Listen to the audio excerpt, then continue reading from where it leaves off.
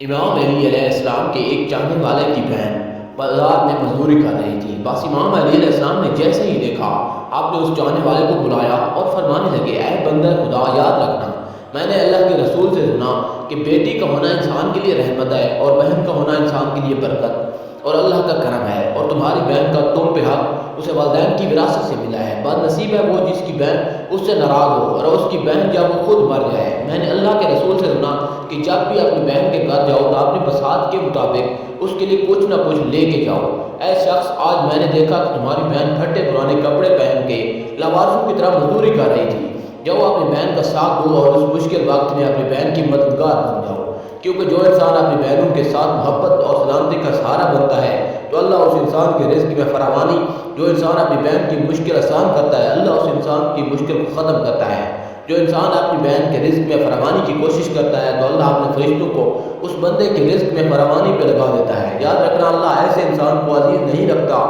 جو اپنی بہنوں اور گھر کی عورتوں کو انہی کے حال پہ چھوڑ دیتے ہیں، عورتوں کو انہی کے حال پہ بھی چھوڑ دیتے ہیں۔